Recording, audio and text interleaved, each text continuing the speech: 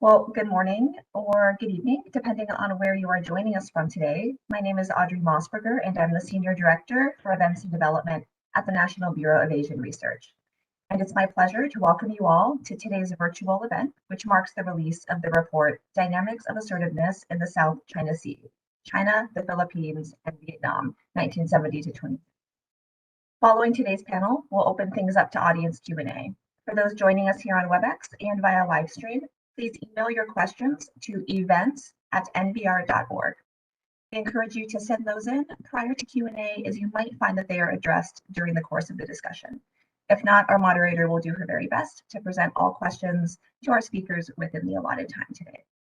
Finally, for those interested in downloading a copy of the report, you can do so easily by clicking on the link that we will put in the chat box. Well, we have an expert lineup of speakers who are ready to go. And so with that, I will turn things over to NBR's Vice President for Research, Ali Zielinski. Ali, over to you. Thanks so much, Audrey. Hi, everybody. Welcome. My name is Ali Zielinski. I'm our Vice President for Research here at NBR, and it's my great pleasure to have you all join this event here today, which we're going to examine the state behaviors of China, the Philippines, and Vietnam in their maritime disputes in the South China Sea. For several decades, the South China Sea has been hotly contested by numerous actors across the region, most notably China, Vietnam, and the Philippines. Each nation has asserted and pursued their claims in a variety of ways, ranging from declarative statements to the use of force. These means of assertiveness change between actors and across time. Therefore, measuring and understanding these trends and tendencies is vital for a better understanding of South China Sea disputes and contributes to well-informed decision-making. So we're really excited that today's discussion will draw from NBR's just released special report, Dynamics of Assertiveness, China, the Philippines, and Vietnam, 1970 to 2015, authored by Dr. Andrew Chubb. The experts gathered here today will examine the assertive behavioral trends of China, Vietnam, and the Philippines that have been observed over that time period, as well as discuss the wide-ranging implications of these trends. Now, that report is accompanied by an interactive online dashboard, the Maritime Assertiveness Visualization Dashboard, which uses data from the report to visually capture periods of change in continuity in assertive behavior between China, the Philippines, and Vietnam in a few specific subregions of the South China Sea. So I would really encourage everybody, if you are enjoying the conversations and the issues that we're discussing here today, or you do research on some of these issues, to take a look at that website, because there's a lot of interesting data and ways that you can play around with it. And I think Andrew will, show some of that during his discussions today. The report and the online visualization tool is a part of NBR's Maritime Awareness Project, which combines interactive mapping technology with rigorous analysis from the world's leading maritime experts to serve as the authoritative resource on maritime issues and to set maritime developments into a broader strategic perspective. So, with all of that, we have a great discussion here today. Before we kick it off, I just want to thank my colleagues at NBR, Audrey Mossberger, Darlene Arnura, and Thomas Santos for their hard work in organizing this event and in putting the report together over the past year or so, more than a year. So with that, it's my pleasure to introduce Dr. Andrew Chubb, the author of this report. Dr. Andrew Chubb is a British Academy postdoctoral fellow at Lancaster University, studying the role of domestic public opinion in international crisis diplomacy in the Asia-Pacific. His work broadly examines the linkages between Chinese domestic politics and international relations. And more broadly, Dr. Chubb's interests include maritime and territorial disputes, strategic communication, and the Chinese Communist Party's political propaganda. I'm going to turn it over to Andrew to introduce us to his report and some of its key findings. And after that, we'll hear from Taylor Fravel and Shuxian Luo for further exploring some of these themes and issues. And I'll introduce them before we turn it over for them to speak. So with that, we'll turn it over to Andrew. Thanks so much, Ali. Can you hear me okay? Yep. Okay, and I'm going to start sharing some slides, which hopefully will work as it did in the dress rehearsal. Showing now? Okay. Yes. Yep. Fantastic. So thank you everyone out there for your interest in the project. And I want to start by really expressing a lot of gratitude to Darlene, to Ali, of course, Carlos and Josh and everybody at the NBR team who's worked on pulling this all together. And also to Taylor Fravel, who we'll happily be hearing from shortly for linking this project up with the Maritime Awareness Project. And also to the many great people in the field who've offered comments or suggestions and shared data over the past sort of few years that I've been studying this topic. So I'm just going to give a broad overview of this report that we're launching today, and then hopefully there's time for sort of pointing out a couple of the features of the online tool, which Ali just mentioned, the Maritime Assertiveness Visualization Dashboard, mavd.nbr.org. That's been developed by Carlos. And above all, I think I'm really looking forward to the comments of Shuxian and Professor Fravel, and also the many sort of knowledgeable people that I'm sure are out there in the audience. So yeah, please welcome your questions and comments. The idea of the project, as the title of the report suggests, is to build a kind of dynamic and relatively systematic picture of what's been happening in the South China Sea over the past 4 to 5 decades since it became a seriously contested area back in the sort of early 1970s. Prior to that time, states had made claims, but there was relatively little effort by states to possess the area to the exclusion of others. So what the project does is bring together 3 parallel time series of assertive moves, that's behavioral changes in the South China Sea, aimed at advancing the state's position. There's 3 parallel time series of assertive moves made by the 3 main protagonists there. That's the PRC, the Philippines, and Vietnam, from 1970 through to 2015. So year-on-year changes in their behavior over that time period. And each of these, about 350 or so at last count, assertive moves is coded across a few different dimensions that are of interest. One of them is different types of assertive moves, so declarative, demonstrative, coercion, and the use of force, which I'll talk about a little bit in a second. The domains of contestation, so whether countries are competing in the domestic administrative domain, are strengthening legal frameworks and the like, competing in the diplomatic domain, or in the physical domain out there on the water. The issues towards which these moves have been directed, so it could be direct military control, civilian administrative presence, fisheries or energy resources, or political support, both at home or abroad. And then the geography, which I think is where this particular report makes a distinctive contribution, breaking down the South China Sea into different parts to see which parts of the South China Sea have these moves of different types taken place in. So the bottom line is that it's all about the what, the how, the why, and the where of the South China Sea's contest, but also above all, the when, in order to build that dynamic and interactive picture of what's unfolded there. So the report has 3 substantive chapters, which I'll just be skimming over in the next few minutes. The first one is basically concerned with those types of assertiveness, continuity and change. The second chapter is about those domains and issues that I mentioned just now. And then the third chapter is about the geography. So let's look at the types of assertiveness then over time.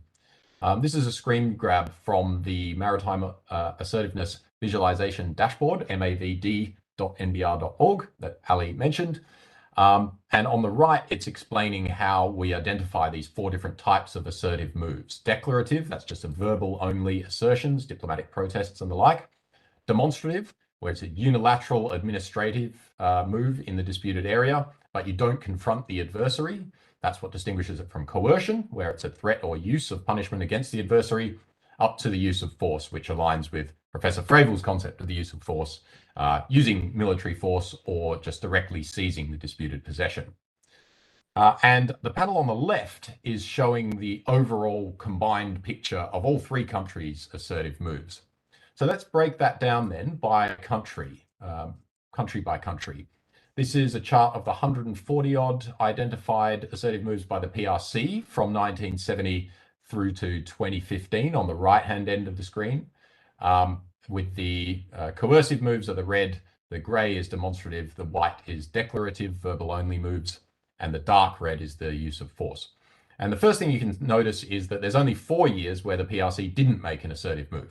So assertiveness in the South China Sea is quite a constant feature almost from the 1970s through to the present. You can also see several surges in the PRC's assertiveness in the past, but the most recent turning point and the clearest turning point, the most significant change in China's policies come from 2007 onwards, where we see two, that's just here. If my cursor isn't, yeah, there it is. So down here from 2007 onwards, there's two key changes. The length of the bars gets bigger, so there's more assertive moves on the whole, and most fundamentally, there's the introduction of regular coercion against other claimants in the area. That's this block of red bars here. That's the story from the PRC side. That has implications for understanding the causation of the PRC's policies, because 2007 is before the global financial crisis created perceptions of weakening US power in the region. It's also well before Xi Jinping takes over, who's often credited as being the architect of China's assertive policies in the South China Sea. And I've also found it to be well before the rise of South China Sea nationalism on the Chinese internet. So just these mere sort of descriptive findings can help us to narrow down the range of explanations for what we're looking at. In terms of the Philippines, we can see again 3 surge periods, one in the 70s, one from the 80s into the early 90s, and in the late 90s, the Philippines really starts to pioneer the use of coercion in the disputed area. And then from the sort of Arroyo administration in the early 2000s onwards, the Philippines' assertive moves really fall away until President Aquino takes power in 2010. But then it's not coercive like it was in the 1990s. It's much more in the demonstrative and declarative types of assertiveness. And then as typified by the Philippines legal case, of course, launched in 2013. Then in terms of Vietnam, just skimming through these really quickly, there's a lot to talk about in all of these charts, but the story really becomes clear for Vietnam when we compare Vietnam's assertive moves from 1970 to 2015 against the PRC's assertive moves. That's the chart that I showed a couple of slides ago.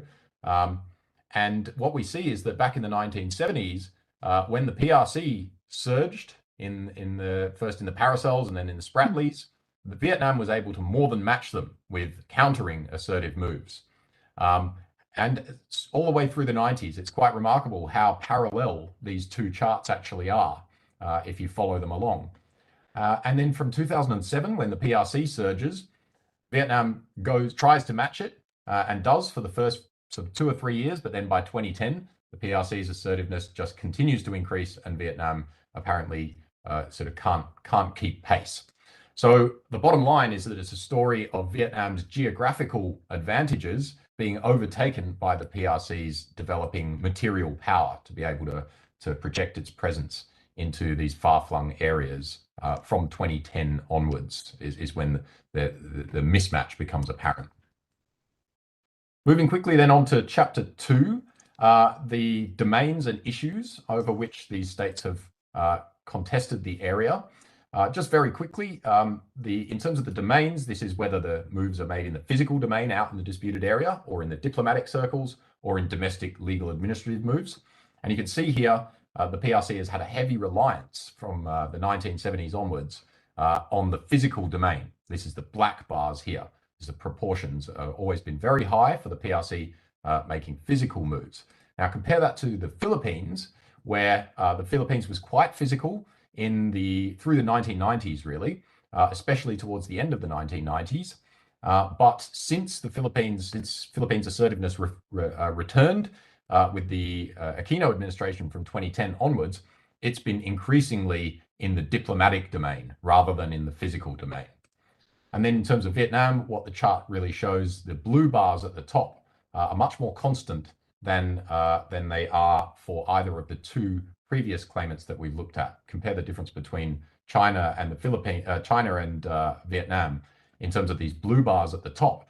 That's the contestation in the diplomatic domain, which tells you that Vietnam has always been the most active at advancing its interests and making assertive moves in the other two claimants.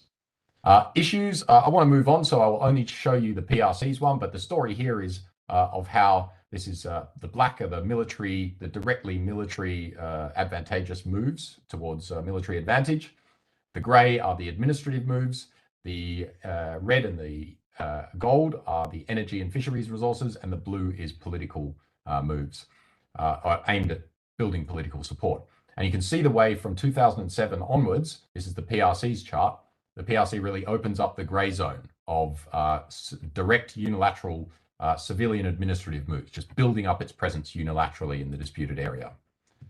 Moving on to geography, I haven't quite kept track of time, so I'm going to try and bring up the chat box in case anyone's trying to tell me to stop. Chat box has disappeared. I've got a couple of minutes left. A few more minutes. Okay, fantastic, thanks. So in terms of the geography then, the South China Sea is not one homogeneous entity. It really varies hugely in terms of how many states are claiming particular parts of it. It's only the PRC that claims the entire 9-line area, of course. Whether there are land features in the area, there are parts which are densely dotted with islands, and there are other parts which are sort of vast swathes of open water. Water depths, which affect navigation, presence of navigational hazards, and of course the presence of resources. So what we've done here is we've broken down the South China Sea into 10 subregions, from the Gulf of Tonkin in the top left, the Paracel Islands Sea area, to the central eastern part of the South China Sea, which includes Scarborough Shoal, central western part, which is mostly Vietnam's continental shelf, and then 4 quadrants of the Spratly Islands, and the Nam Con Son Basin, which is Vietnam's most productive offshore oil and gas area, or has been in the past, and the far south, which also brings in Malaysia and Indonesia as claimants. So this chart here shows all of the PRC assertive moves that were made in the physical domain. So we're zeroing in on moves made in the physical domain according to where they occurred, which of these 10 areas they occurred in. The red is the Paracels, the yellow and orange are the central South China Sea, those Vietnamese continental shelf and Scarborough Shoal areas. The blues and greens are the 4 Spratly areas, and the browns at the top are the southern bits, the far southern bits. So you can see from the chart that the PRC back in the 1970s was really all about the Paracels back in the 70s, PRC assertive moves. And then it surges into the Spratlys in the 1980s, that's the blues and greens here, and into the 1990s. Then there's a quiet period for a few years, and then from 2007 onwards, elevated activity across the board, including in the far southern South China Sea, these brown and orange areas at the top here. So the bottom line is that this suggests how the PRC has been quite judicious in really focusing on particular areas that are accessible to it until its physical presence is consolidated there, before it finally moves on to the next area. And finally, by 2007, the PRC was able to operate across the whole South China Sea area. Now, the Maritime Assertiveness Visualization Dashboard offers lots of interesting visualizations of these 3 countries' moves. I'll just give you one example of the overall picture from 1970 to 2015 in about 10 seconds, which is a pretty amazing achievement by Carlos to sum up that many events in such a short period of time. And the thing to watch for here is how the dots grow according to the number of assertive moves each year. China's in red, Vietnam's yellow, and the Philippines is blue. So from the 70s, you can see the PRC's making moves in the Paracels, but it's mainly Vietnam and the Philippines that are down here in the Spratlys. And then by 1985, though, the PRC is starting to make little furtive forays into the Spratlys and the far southern end. You can see that here. And then, so that's 1985. And by 1990, the PRC's made its move and got a foothold in the Spratly Islands. So you've got these larger red dots here in the Spratlys. And then throughout the 1990s, you see the Philippines strengthening its position. The blue dots over the right-hand side and up here in the central sort of Scarborough Shoal area, they get bigger in the 1990s. And not much happens until the PRC makes its moves from 2007 and then doubles down from 2012 onwards. And you can see those red dots getting bigger across the whole area. The conclusion of the report then goes into some recent trends and some policy implications. But I think I've probably used up my time, so I'll park that one there and we can talk about the policy implications in the Q&A section if people are interested. Back to you, Ali. Great. Thanks so much, Andrew. That was a good overview. I think there's some really interesting components. Breaking up the South China Sea into those geographic areas was actually really helpful for me to help understand kind of the different trends and how they differ geographically. As you noted, it's not like one monolithic area that we often refer to the South China Sea. So I think that is a really interesting component. And I am looking forward, hopefully we have some time to jump into those policy implications at the end. After we hear from Andrew and Shuxian, we'll kind of see what the Q&A, what folks watching online want to dive further into and talk about some of those policy implications. So with that, I want to introduce our two experts here, Taylor Fravel and Shuxian Luo, to give their thoughts and offer a few remarks.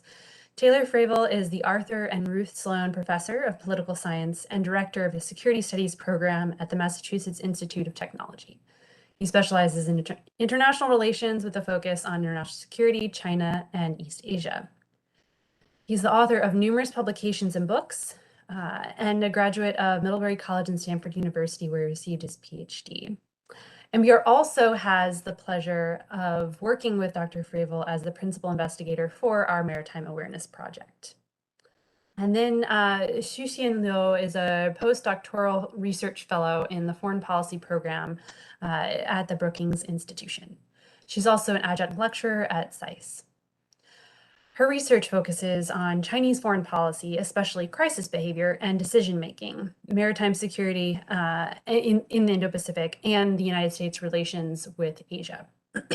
Her work has appeared in Asian Security, Journal of Contemporary China, War on the Rocks, China Brief, and others.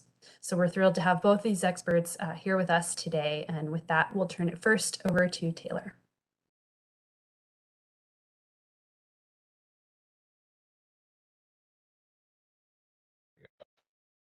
Hi, everyone. Sorry, my notes were hiding my unmute button. It's really a pleasure to be here with all of you today. Many thanks to NBR, not only for putting on this event, but for making this report possible. As I'll talk more in a minute, I think it's an absolutely terrific contribution. And it's also great to be together virtually with Andrew and Shuxian.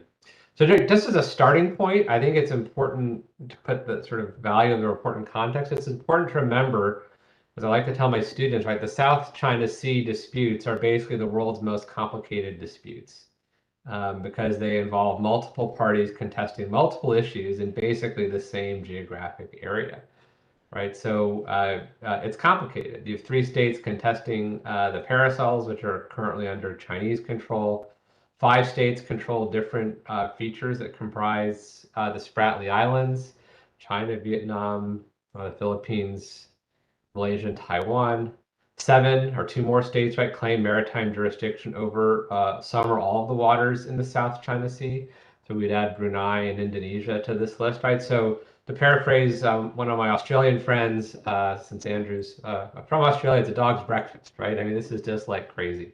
So we have to try to make sense of this. And this is what I like so much about Andrew's report. So what I thought I would do is talk a little bit about aspects of the report I liked and where I think it really adds value, and then have some comments at the end about how to think perhaps about pushing the analysis into a new stage, and also to reflect upon some of Andrew's analytical points. But overall, right, this is a terrific contribution to research on the South China Sea for a number of reasons. Firstly, it reminds anyone who will read it, right, that these disputes did not begin in 2007 or 2010 or whatever kind of the current sort of focus has been in the United States and even perhaps more broadly in the region, but I think mostly in the United States. But these are long-standing issues that states have contested vigorously over a long period of time, really going back. I mean, we could go all the way back to 1956 with Taiwan and Ituaba, but really, as Andrew notes in the report, it kicks off in the early 1970s. And so that's just an important reminder in terms of how valuable these claims are to the states involved and the challenges of bringing about a peaceful resolution or an equitable resolution, but also their complexity over time. Also, I think another great contribution of this report is to really highlight how consistent China's efforts have been to sort of steadily but relentlessly, if I'm correctly paraphrasing, I think Denny Roy, sort of improve its position in the South China Sea. So Andrew identifies sort of 3 acute phases of assertiveness in the early 1970s, from the late 80s to the early 1990s, and then again from the late 2000s to the present. But the more important takeaway is, right, that it's, and the graph shows it, right, it's sort of steadily increasing. And in some ways, the graph may even understate it because, right, these individual assertive actions can have permanent effects that then linger, right? So once you seize control of features, right, that's a new sort of important increase in your state's present. I think another really interesting aspect here is the shift to diplomacy by Vietnam and by the Philippines in the last period. And I'm going to come back to that in a minute, because I think that has an important policy implication that maybe deserves slightly greater attention. And then the last 2 things I took away from the report is how much of it is, and I mean, I knew this, I think most people who look at it closely will know this, but it really shows it vividly, is how much of this assertiveness is really between China and 2 other states, right? So when Andrew has these charts that he didn't show about who kind of the target was of the assertive action, it's very clear, right? It's a China-Vietnam or a China-Philippines sort of set of interactions.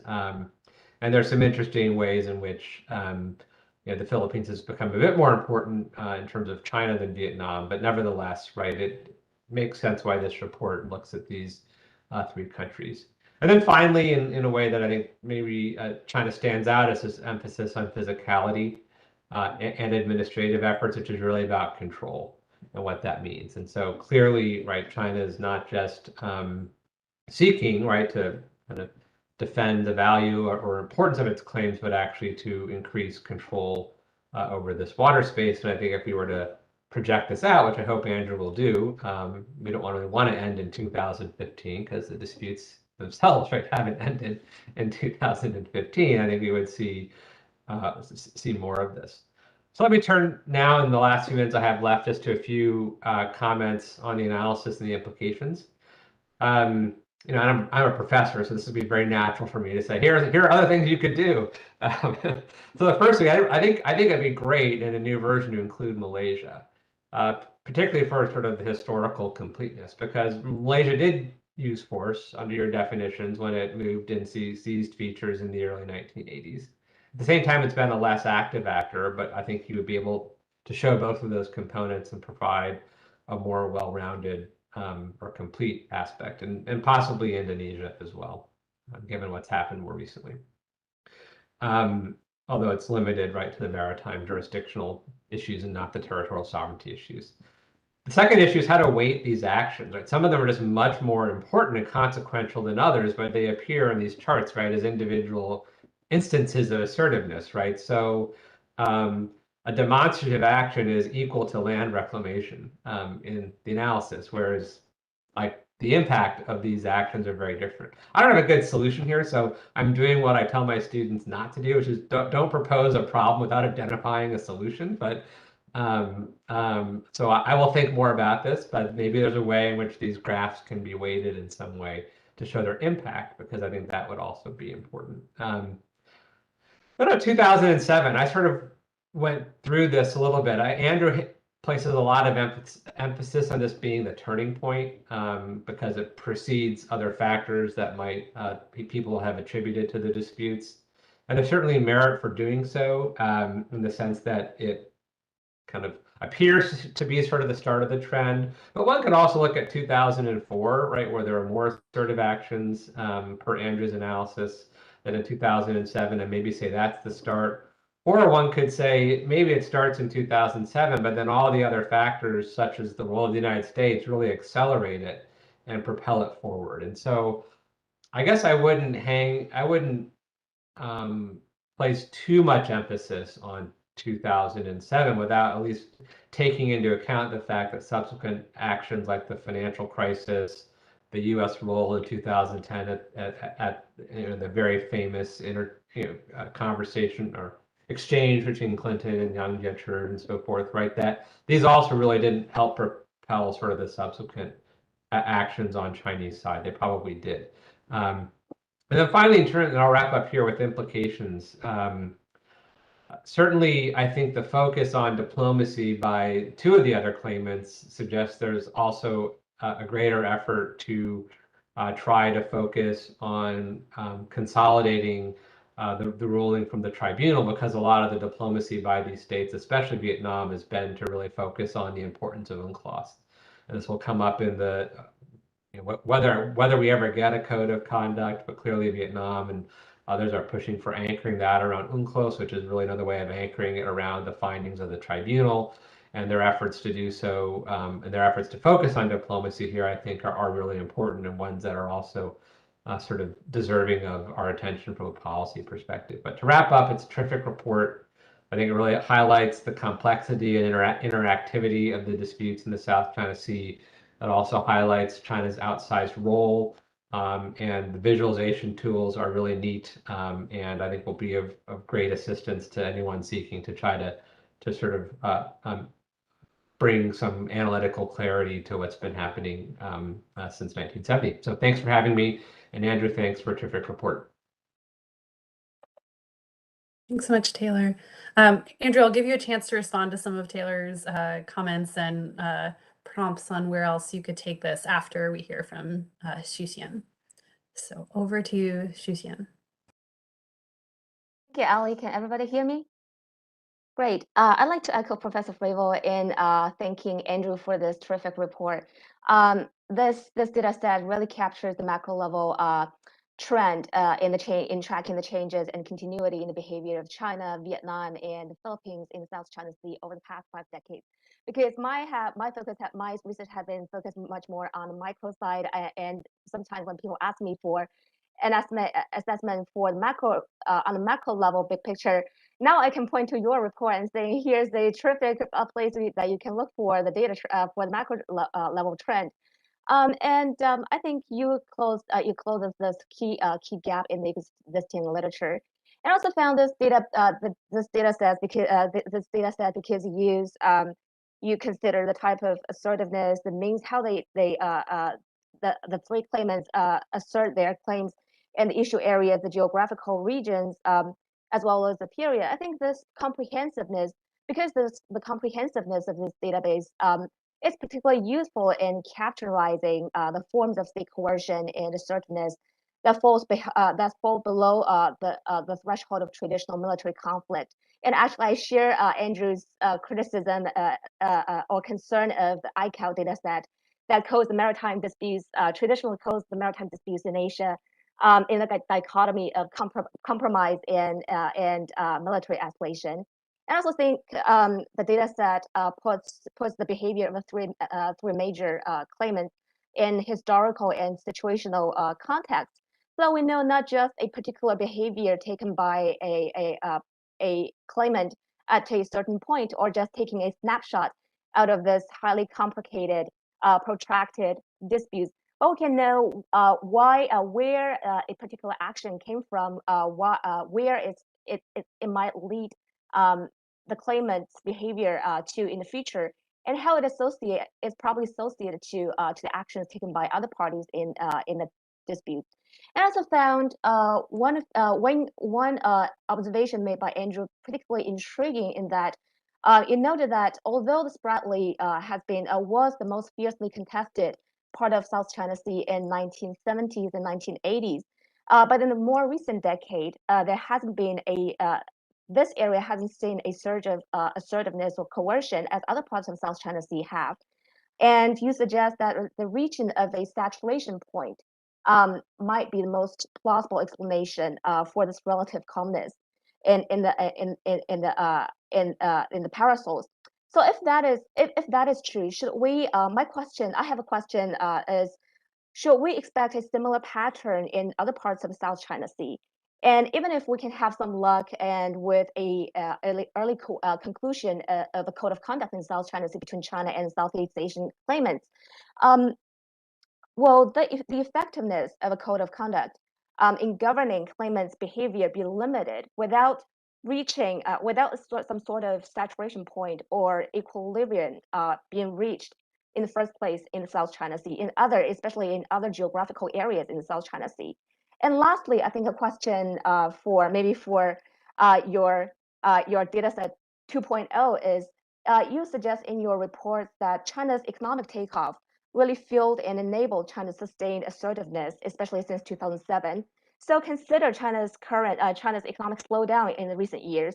Would you consider, do you think it'll be translated into a commensurate slowdown or reduction of assertiveness in future, or will it precisely intensify the Chinese assertiveness in the future, because it might instigate or intensify a rationale or mentality of diversionary conflict? So here's some of my comments and questions, and congratulating again. This is a wonderful report. Thanks so much, Shuxian, for raising a few more things for Andrew to kind of respond and think about. So with that, I'll turn it back to Andrew for responses to Taylor and Shuxian's comments. And then I have a few questions already coming in. We can turn to some of those. And just a reminder to those watching, if you do have questions, please send them to events@nbr.org. All right, over to you, Andrew. Yeah, many thanks to both discussants. Really appreciate you reading through the report and giving these really wise suggestions for where to take it and how to improve it going forward, as well as I think the questions that it's raised in your own minds really can provide a focus for kind of how to develop the project going forward. I think number one, yes, building it out to go to 2020, I think will be a priority. Also, there's also a plan with a research intern this summer to include the East China Sea as well, which is a less complicated dispute between China and Japan. And so yes, the next priority beyond that will be to take it to 2020, which will make it a nice even 50 years as well.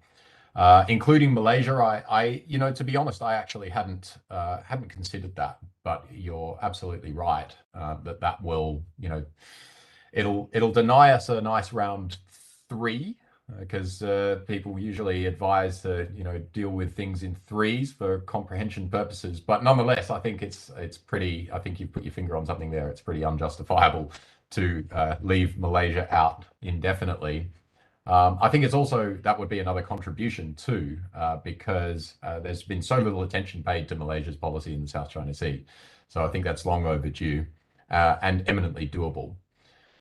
Weighting the actions, I think you've hit on a perennial problem. Ever since I've been trying to quantify state actions in the South China Sea, I've been bumping up against this problem, and the typology of different assertive actions was my best attempt at taking account of the fact that you can't put a numerical value on the different weightings of it. It'd just end up quite arbitrary. However, the difference between actually confronting your adversary, i.e. coercion or the use of force, versus demonstrative actions where you just unilaterally go in, you don't attempt to confront the adversary. I think there is a stepwise difference between the escalatory potential of those two, and the levels of assertiveness below that declarative as well. So that's my best attempt at so far at dealing with that. But I fully agree that the land reclamation example is a perfect illustration of how it still needs more work. And I don't know if it'll ever be resolved, but I'm more than open to any suggestions about how we could actually go about making a weighting scheme within those categories that we've set up in this report. The alternative turning points, I think, is very interesting. I think I've seen the same thing in the chart when I sort of defocus my eyes. I can sort of see 2004 as being a surge point as well. But I think the point about that, or the reason I reject that as the turning point, is on the one hand that the level of assertiveness falls back after 2004, and then really only kind of gets normalized from 2007 onwards. And then secondly, on a qualitative level, the PRC sources on this, particularly the Maritime Agency yearbooks and the materials that talk about the rollout of the PRC's white hull patrol presence across the South China Sea area, really stress the introduction of what they call the regular rights defense patrols, which was from 2007 in the South China Sea. And that in turn enabled a lot of other, particularly coercive, because once you have the patrols regularly in the area, they're more likely to be able to respond to some breaking incident involving Chinese fishermen or whatnot, or to be able to take part in coercive sort of escort operations for PRC oil and gas explorations and the like. So the two things sort of went hand in hand. So that would be my answer, is that the other piece of evidence that can't really come from just simply the quantitative data alone. The other piece of evidence, the other bits of evidence that really tell us that 2007 was the turning point really come from the PRC sources on this. And then finally, I fully agree, yes, the role of the United States and the perceptions of the decline of US power in the wake of the global financial crisis and the increasing involvement of the United States, there's no denying that occurred. My point is that it basically, at most, it's exacerbated an existing policy trend, an existing trend in China's behavior. And we can argue counterfactually that if the GFC had never happened, then perhaps the PRC's surge towards control of the South China Sea may have been another kind of temporary 3 or 4 year thing like the previous surges, rather than being a sustained 9-10 year plus operation. But nonetheless, the underlying drivers of China's, the broad outlines of China's policy there, I would argue are demonstrated to not involve the United States. If we want to bring the United States in, it's about explaining why the PRC's policy wasn't deterred from pursuing a sort of a sustained regularization and normalization of that new policy. But in sum, yes, thank you for the suggestions, and I'm very keen to implement them. So I look forward to future conversations about how to kind of set that up, and hopefully we can work together as well as part of the MAP to get that done. Shuxian, thank you very much as well for this really interesting set of observations. I'm glad that you picked up on the Spratly contestation. I thought that was one of the things that really surprised me out of all of that, particularly because, but the point is, I think there in the Spratly Islands, is that there's been a rise in coercion almost across the board, but the Spratlys is the exception to that. And it's not to say that contestation in the Spratlys has necessarily not been occurring. We've all been watching the massive island building campaign unfold, and there's been coercive acts since that time at Second and Thomas Shoal, and the campaigns of maritime militia presence and operations and whatnot. But the point is to say that the actual on-water clashes in which China has attempted to coerce its adversaries, and I would add, the other Southeast Asian countries have attempted to coerce China and each other. That was all seen in the 1990s, 1980s, early 2000s, but hasn't been seen in anywhere near as much in the current era. So I think that's an important distinction to make. And about the saturation point, could there be a similar kind of dynamic of countries basically getting used to each other's presence in the other areas? I'm not sure. This is a really interesting question that I hadn't actually thought about too much, since the finding is fairly fresh off the press. my instinct is to say that it probably has a lot to do with the occupation of islands in the Spratly area, which is in many cases not present in many of the other areas, such as the Vietnamese continental shelf areas and the far southern reaches of the South China Sea. And so the presence can never really be consolidated and recognized and kind of established in that sort of determinate kind of way. It's much more fluid, and I think that may actually mean that there's a more of a tendency to have ongoing contestation in those more watery parts of the South China Sea. And then finally, does China's current economic outlook potentially portend less assertiveness in the future? To be honest, nobody has a crystal ball to be able to know. The logic of diversionary conflict is, of course, a popular one in political science and international relations. But there's an equal and opposite logic, which I think Professor Fravel's PhD thesis has actually explored, one of basically a diversionary peace in which your domestic economic concerns leave you, well, less mind share and less resources to be going and pursuing foreign policy aims, aggressive foreign policy aims. So if, as the comparativists, scholars of China seem to agree that, performance legitimacy, as they call it, economic factors are ultimately the main thing that keeps the party in power, then it's very likely that they're going to want to concentrate on the economy and put all of their attentions and efforts in policymaking towards getting the economy right as they face these unprecedented challenges over the next few years. So my very weak prediction would be that it probably is more likely to follow that pattern than the diversionary war pattern, and I think that's borne out in the data more broadly. Actually, the last non-assertive Chinese year in the South China Sea being, of course, 1990. And what the chart doesn't show, because it breaks it down by years, is that there were also no assertive acts in the second half of 1989. And there had been quite a few before the 1989 protest movement broke out. So that also suggests that the domestic legitimacy troubles in China will potentially divert the leadership's attention away from making advancements in the South China Sea. And that could mean that there's less frictions into the future.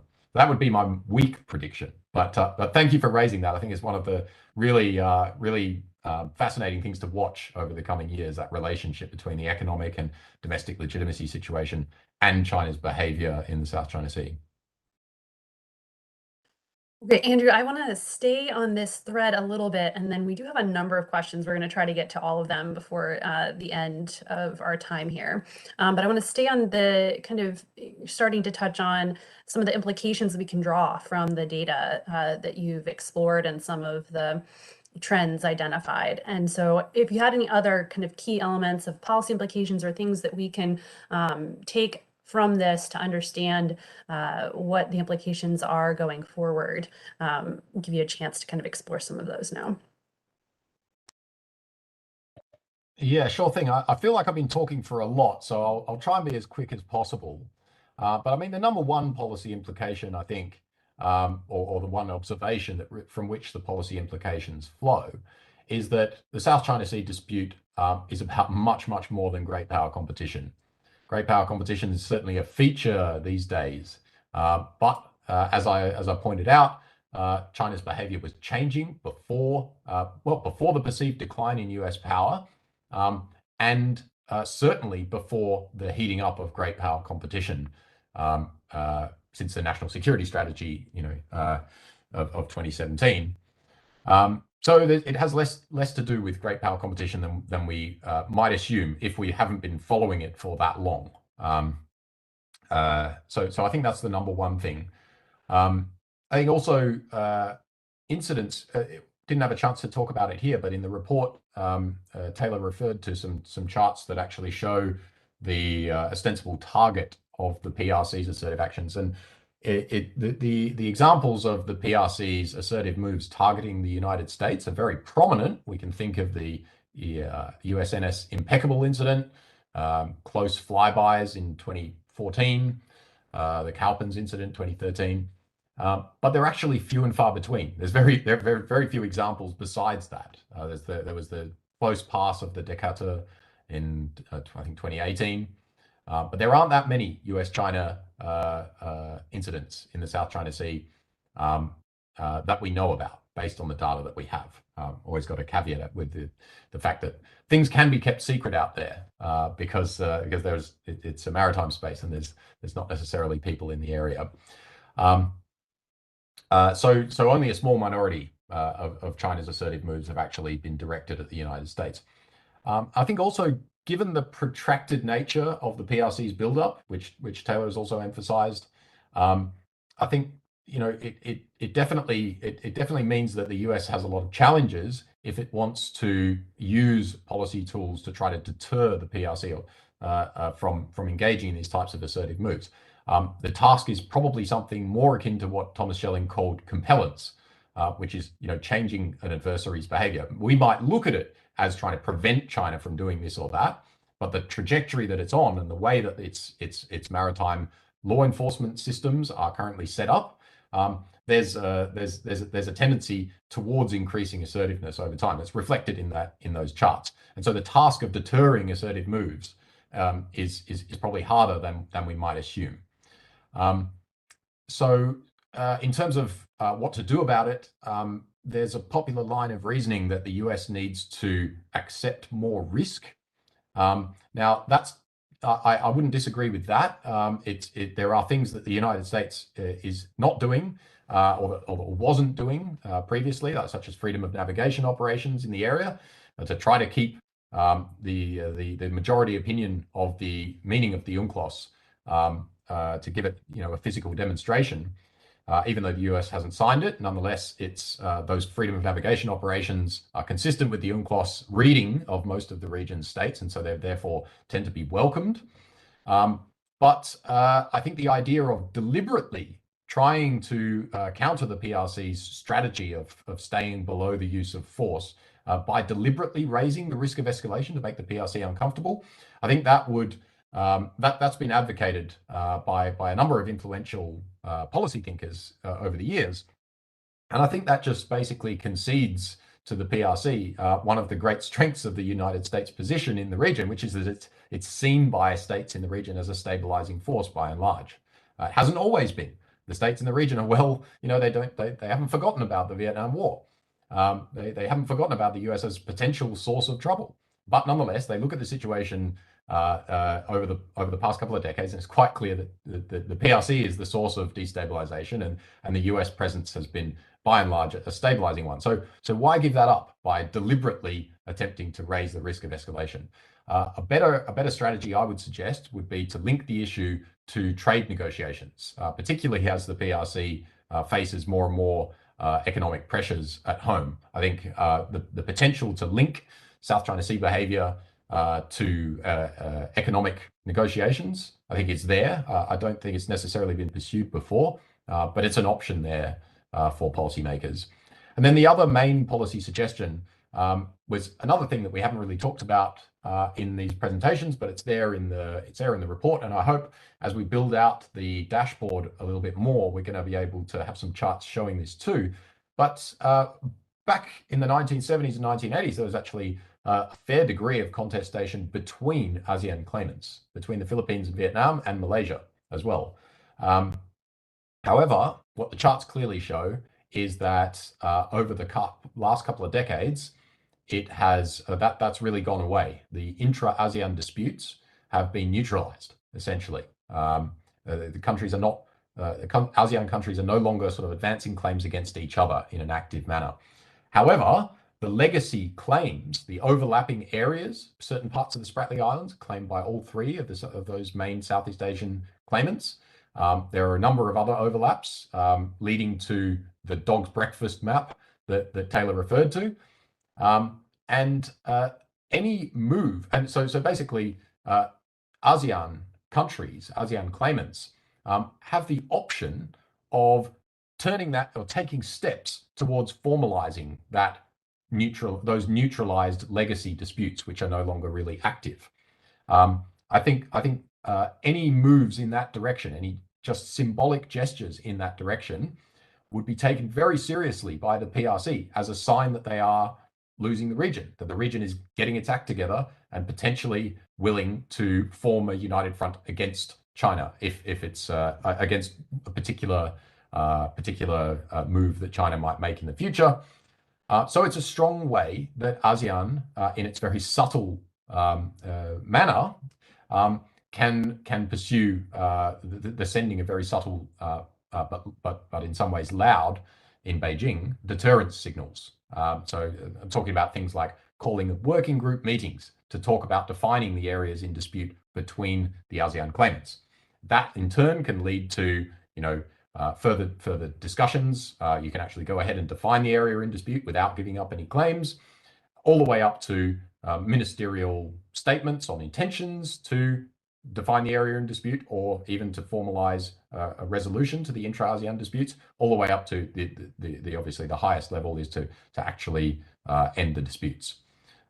So all of those are options that I think Beijing would pay a lot of attention to, and potentially be willing to essentially make concessions to ASEAN in order to prevent it from happening. So those are my three main suggestions, and I'll look forward to any other ideas that come from the other panelists or from the audience. Great, thanks. I really am going to make an effort to we have a number of questions here. I want to first turn to Admiral Mike McDevitt, who has his hand raised. So we're going to try to unmute you, Admiral, and you can ask your question of the panel yourself. And then hopefully we can get through that quickly, responses brief, and then we'll turn to, I have like 5 or 6 other questions submitted through the... Have I unmuted myself here? Yes. Okay, good. I haven't read your report, Andrew. I'm a great fan of your work, and I'm looking forward to reading it. I just thought on the charts you showed, there's 5 key dates I think that you could somehow indicate along with your bar chart there. The first would be 1974, when China threw the South Vietnamese out of the Paracels. Second, 1988, the gunfight with the Vietnamese at Fiery Cross. 1995, seizing Mischief Reef from the Philippines. 2012, excuse me, Scarborough Shoal, and then I would arbitrarily put in 2017, when the island building had pretty much reached conclusion. And those as markers or wayposts along the way to show then how other coercive activities or whether there was shift to diplomacy or what have you, it would help illuminate that. And I would, by the way, you made one point on in 1988, there was nothing in 1989. It seems to me when I think back, in 89, the pushback from the Philippines and others in ASEAN over the Mischief Reef was such that China decided to begin the long negotiations over code of conduct and what have you. So their behavior was exemplary in 1989 when they had agreed to discuss a code of conduct. Other than that, fine. I'm looking forward to reading it. Do you want to collect more questions, Ali, or should I just quickly reply? If it's a short reply, go ahead, and then I'll share a few of the questions. Yeah, just very quickly. I think the 5 key dates that Admiral McDevitt is pointing to illustrate perfectly the weighting problem that Taylor was highlighting.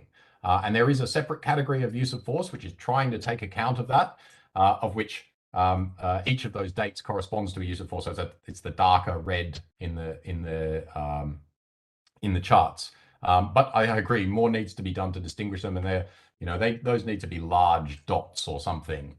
So there needs to be some way to depict them as being of a different order to the other cases. Yeah. All right, we're going to dive into some of these questions.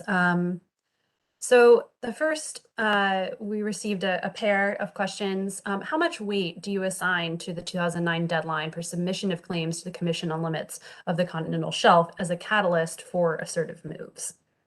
And then second, to what extent does the data suggest that China's assertiveness has been reactive to assertive moves by the Philippines or Vietnam? And then I'll add to that pair of questions maybe two others we received from Greg Poling. How much of your coding for the database relied on Chinese sources versus those from the Philippines or Vietnam? And do you think that that might color how certain events were coded on your part? And finally, the uptick in Philippine coercive activity in the 1990s is interesting. There basically was no Chinese fishing or militia activity around Scarborough Shoal until the late 1980s, increasing through the 1990s. Is the Chinese administrative effort to create a new presence around Scarborough captured in the data set? Otherwise, it seems we might be missing the thing that Philippine law enforcement and Navy efforts were responding to. So a number of questions on kind of the causality, whether it's reaction to certain events in either direction. Yeah, those are really, really nice questions. So how much weight is assigned to the 2009 deadline? This goes to the specifics of the cases, actually. So if you go to the MAVD website, it should be up there now, I think. Maybe someone can check and verify. But the data should be available in Excel form to download. And you can see, actually, there are a number of cases from 2007 to 2009, ranging from Vietnam's continental shelf surveys and the PRC's attempts to coerce its neighbors into not gathering the data that they needed for the 2009 extended continental shelf submissions. That led to at least 2 coercive incidents in the 2007-2008 period. And of course, the statements that surrounded the volley of diplomatic statements, of which there was another one from late 2019 onwards through 2020 and still continuing, I think. Those, given that, again, this is assertive moves, are changes in behavior compared to the previous year. And so the 2009 deadline most certainly triggered a number of moves in the diplomatic domain, moves of a declarative type that would have been coded as white in the assertiveness charts. In addition to triggering those processes of those coercive incidents from 2007 to 2009. So yes, to what extent the PRC's assertiveness is reactive? Well, this is of course, each side, and particularly the PRC, will always claim that it's reacting to other countries' moves. So the idea of this project is essentially to not engage too much in that. It's to be as descriptive as possible about what occurred, and then we can drill down into the data about which action took place before which other action, because obviously an action that takes place after another action can't be a reaction to that. So that's as far as it goes. It's about falsifying the claim that this or that action is a reaction. But to be able to demonstrate that it is in fact, and to link them together, requires further qualitative research of a different type than we're really presenting here. How much does the coding rely on Chinese sources, and how did that color how events were coded? This is a very good question, very much worth reflecting on, and it's something that, to this point, basically the process has been the first time series was the PRC time series, and that was generated from basically open sources in the English language first of all, and then a lot of gaps were filled in by going through PRC sources. So there's a lot of use of PRC sources on the PRC's behavior. There were certain chronologies as well, which they're in the PRC sources, chronologies of moves that Vietnam and the Philippines had allegedly made. But these weren't taken at face value. They were quite useful as a kind of a starting point, or to put us onto the idea that that maybe this or that move happened, and that's something to follow up. So the idea is not to rely on PRC sources on the other countries' moves. Instead, the main sources for the other countries' moves, Vietnam and the Philippines, were again the open sources that I started with for the PRC time series as well. The Philippines arbitration documents, there's a lot of discussion. The Philippines submitted a lot of documents detailing its own activities, particularly in the 1990s and early 2000s. And on the Vietnamese side, there are some histories in which the Vietnamese scholars have put together chronologies of what Vietnam has done, ostensibly in support of Vietnam's claim to have been present there for over a prolonged period of time. But if whatever biases you can pick up as you go through the data, I'm sure I'd love to have Greg go through the data and give his feedback and fill in any blanks. I think that was the last question actually. Was there an uptick in PRC fishing activity around Scarborough Shoal as the cause of the uptick in the Philippines enforcement activity against the PRC trawlers? I think that's something. If you look in the raw data, you will see that those increases, there are at least a couple of cases where I was able to verify that there have been increases in PRC fishing, including in that area. But if you have further evidence of that, then we might be able to break it down further, and there may be additional assertive cases to add in there over the fisheries issue that I haven't come across. So yeah, by all means, this in that sense, this is always going to be a work in progress, because there are so many events in the past that were not known about at the time and not made public, and so it's to be expected that there's going to be more and more cases added to this over time. So definitely welcome corrections and additions and arguments about bias as well. Thanks. Thanks, Andrew. I'm going to turn to a question next that actually specifically opens it up to the rest of our panel, and is a little bit broader of a question that maybe some of earlier discussion can inform. The question asks, and kind of has a few parts here, so just stick with me. What is the panel's perspective on how the PRC views deterrence as a means to achieving political ends and shaking the other side's will to resist, and thus seize benefits that originally would have required conflict in order to obtain them?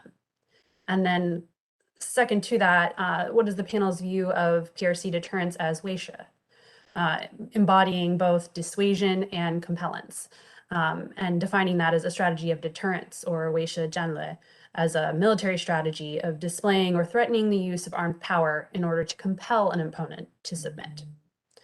So welcome all of our panelists' perspectives or responses to this kind of question. Why don't we turn to our kind of expert responses first? So give Andrew a moment to rest his voice.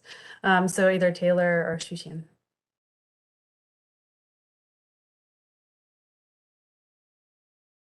So I went first last time. Shuxian, I don't know if you want to kick us off, or I'm happy to jump into.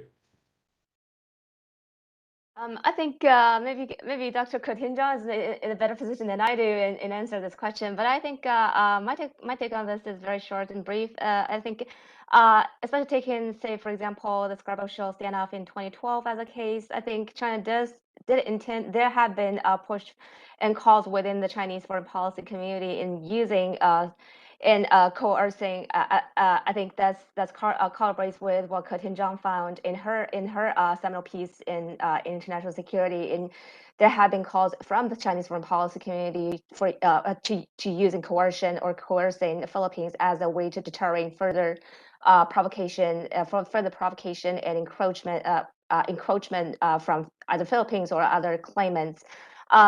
I think that is great example of how China use by displaying or borrowing the term from Cotinjon again, killing the chicken to warn the monkey. kind of using deterrence as a strategy in the South China Sea disputes. But I think I would rather have Contestation here to give more details on more insights on this perspective.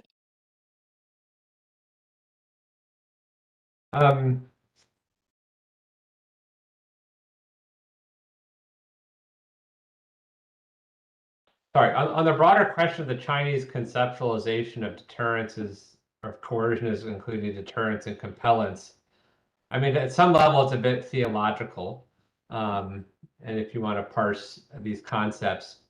So I think if one wants to look at it in action, one has to see what was China trying to deter or what was China trying to compel.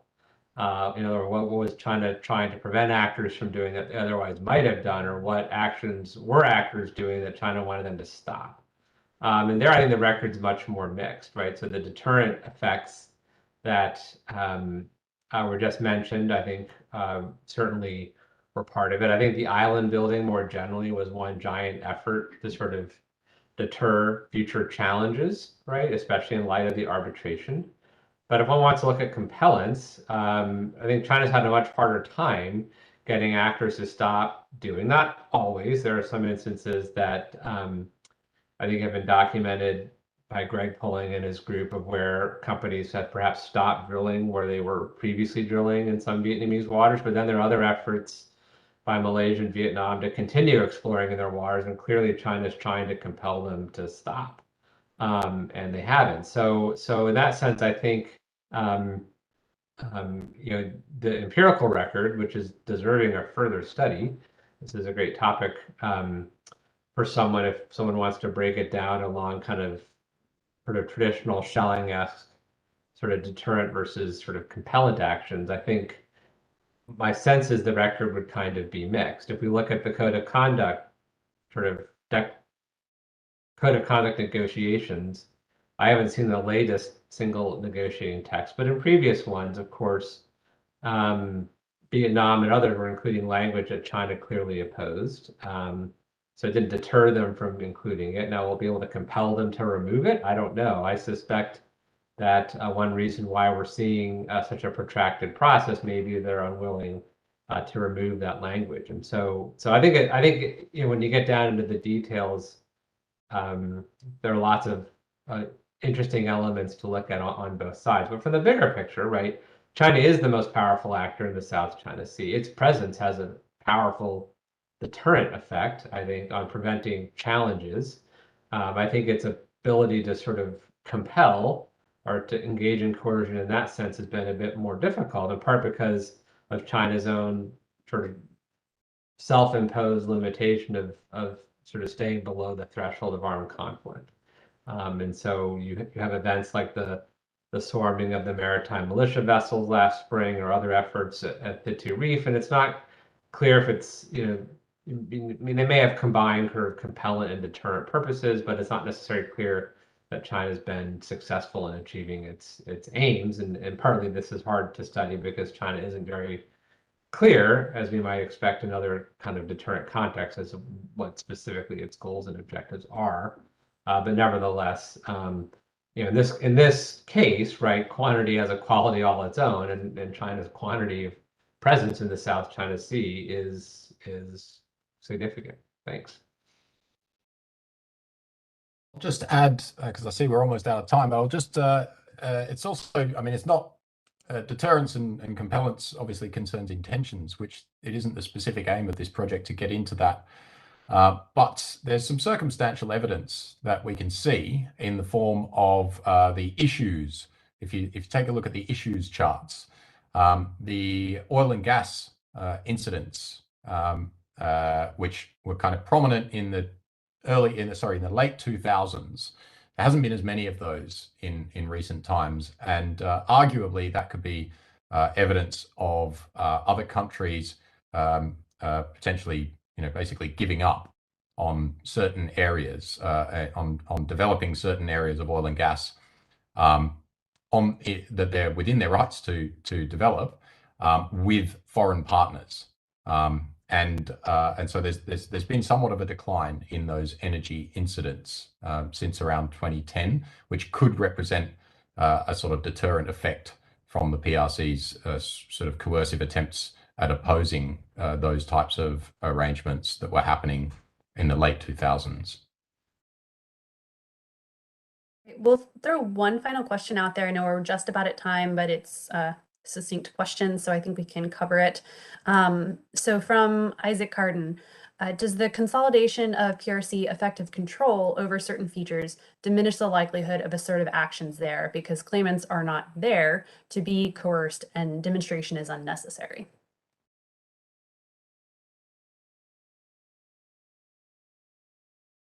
I'll just very quickly say, yeah, I think that's the logic that we were getting at in the discussion with that Shuxian raised about what's happened in the Spratly Islands.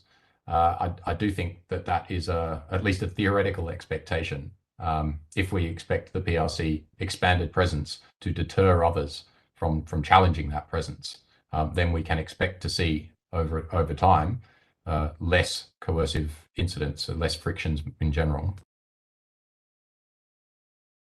Great, thanks, Andrew. So with our concluding moments here, I just want to offer any final thoughts then from Taylor or Shuxian on any of the other points or topics we've covered.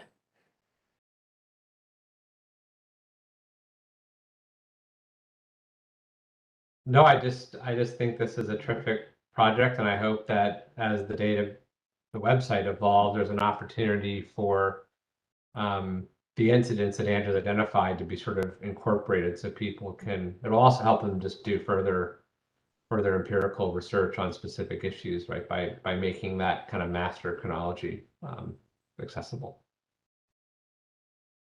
Yes, I just want to quickly add that I can't wait to read your second report, the covering the post-2016 period.